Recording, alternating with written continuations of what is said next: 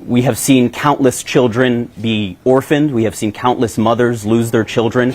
How much is too much, sir? At what point is it time to end this war?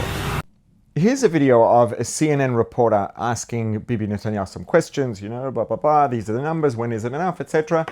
We'll hear what he says, we'll hear Bibi's response, but one of the things that really struck me about this response is,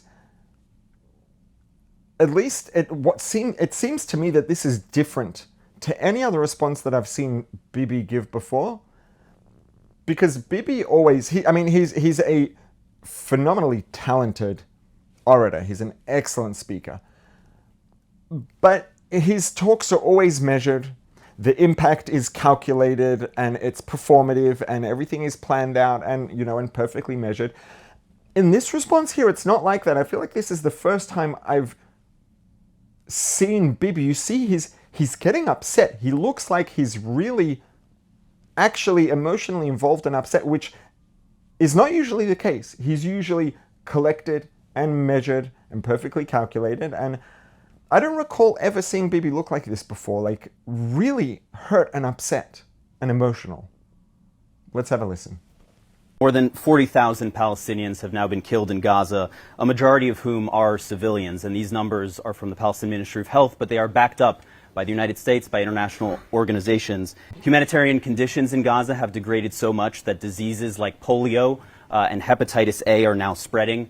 We have seen countless children be orphaned. We have seen countless mothers lose their children. How much is too much, sir? At what point is it time to end this war? Well, we'll end the war when we achieve our war goals of making sure that Hamas can't repeat such atrocities. But we're fighting this war in a just war with just means. In fact, with means that no other army has ever fought. No other army has taken the precautions that Israel has taken, sometimes at great risk, to make sure that we minimize the number of casualties. You talked about polio. We enabled now massive vaccination of polio. We want 90% of the Gazan people of Gaza vaccinated. I think 200,000 I think were vaccinated today. We put in 1 million tons of food, 1 million tons of aid, 700,000 tons of food. That's unheard of. We've taken, because we think that every civilian death is a tragedy. For Hamas, every civilian death is a strategy. For us, it's a tragedy. There are 1.4 million people in Gaza. They moved from the north to the south. You're going to have thousands, 20,000 killed. You're going to have a catastrophe, a humanitarian catastrophe. They have no place to go, no food to eat. Now report honestly, because here's what happened. They all left. They went to the humanitarian zone, which is 2 miles away, less, on the beach. They have tents. We supplied tents for 150,000 people. The aid agencies supplied the rest, and some of them carried their own tents. They have a place. We supplied water lines, sewage lines, food. There's more to be done, medical. So now we know how many people were killed, how many terrorists, because we counted them. And we just passed 2,000. Terrorists, body counts of terrorists. The people left. How many civilians died? I asked the commander of the division that did the Rafah operation and the Philadelphia corridor. He said, Prime Minister, there are hardly any civilian deaths because everybody left. They heeded our warnings. But he said there were probably 24, and most of them occurred, 24, and most of them occurred when one of our bombs hit a Hamas ammunition depot that was planted inside a residential area. 40 people died, about 20 were terrorists, but 20 were civilians. And he said that's most of the deaths. That's the lowest ratio of non-combatants to combatants in the history of urban warfare. That's it. Now report honestly, because you accused us of something that is outrageous. And in fact, the accusations against us are outrageously false. Humanitarian aid? 1 million trucks of aid, 1 million tons of aid? 700,000 tons of food, a deliberate starvation policy. You can say anything. Doesn't make it true. You repeat a lie over and over and over again. It assumes the cachet of self-evident truth, but it's false. Israel is doing, and the Israeli army is doing, something that no other army has done in history and will continue to do that. I'm not going to change my policies, humanitarian policies, vaccination policies, combat policies to minimize civilian casualties.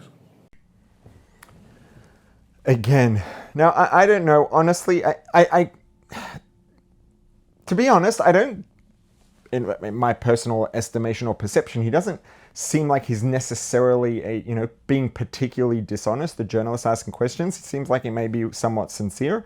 And if he is, good for him. Props for being sincere.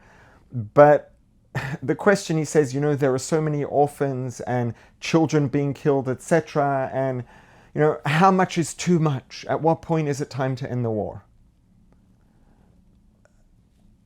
This claim or suggestion that because so many children have been killed and so many children have become orphans, at some point it's too much and it's time to stop the war. It's presented as though it's some sort of virtuous argument. It's like coming from a place of virtuousness, of virtue, of wanting to save the children. But the truth is, it's really not. It's not compassionate. This claim, as far as I can see, is actually the direct opposite. It's not virtuous and it's not compassionate. Why? Is the life of one child not an unspeakable tragedy? Is one orphan unnecessarily not an unspeakable tragedy? That wouldn't be enough to say that we should stop the war if it were in any way possible. If there was any way Israel could afford not to wage this war, the loss of one innocent human life should be enough. The journalist is speaking to someone who values human life. But the whole premise of his suggestion is clearly that he doesn't value human life, at least not enough. One life should be enough. And if it's necessary, if Israel has unfortunately been forced, which is the case, been forced to engage in this war and do whatever's necessary to get rid of Hamas in order to protect their citizens and their people, they don't have a choice, unfortunately. And if there was a choice, then one life would be too much. So what? So 35,000 lives is not too much, and so many thousand children and orphans and children killed is not too much, but once you get over that number, now the threshold, now it is enough. And what about the lives of the people who, before the number crossed the threshold? They weren't tragic? They weren't unspeakable losses? Again, it's this pseudo virtue that really, when you just take a minute to look at it, is the opposite. Because if you worship numbers, then maybe the argument makes sense. But if you don't worship numbers and you value life, one life's too much. And unfortunately, Israel has been forced into this and they have no choice. But if that weren't the case, it's not about numbers, it's about human life. And every human life is infinite. And one life would be too much. Certainly one innocent life, the life of one child, would be too much. It's, And then, okay, so he's saying, well, at what point is it too much? At what point is it time to end the war? So what do you suggest? What do you suggest? Let me guess. One guess, ceasefire, right? Yeah, ceasefire is what there was on October 6th. That was a ceasefire. Until it wasn't. Ceasefires with Hamas mean nothing. No, that's not true. They don't mean nothing. A ceasefire with Hamas means giving Hamas a chance to regroup and to recover and to rebuild.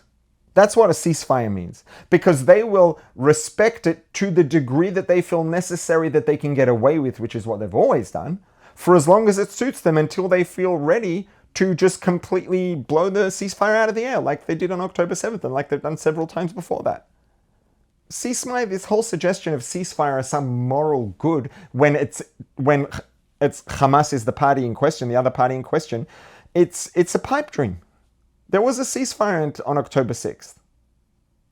And where did that get anyone? We know where it got Hamas, and we know where it got the Jews in Israel. Sorry. I'm sorry. We all wish this didn't have to happen, but it does. And Bibi's response is, like I said, I think it's the first time I've ever seen him seem so emotional, just responding to these claims, the falseness of the claims, the dishonesty and misrepresentation of the claims.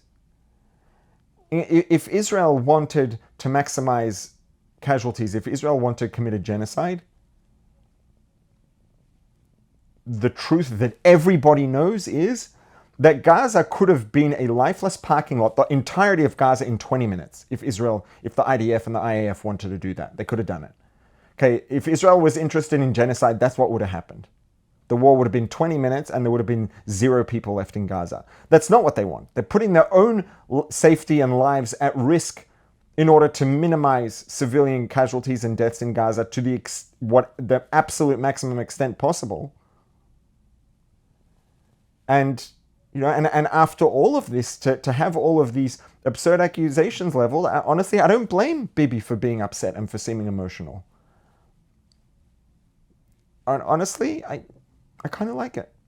I kind of like the fact that Bibi, for once, is not just giving a pre-calculated and measured performance, but, we get to see the human side of him. We get to see him actually feel it.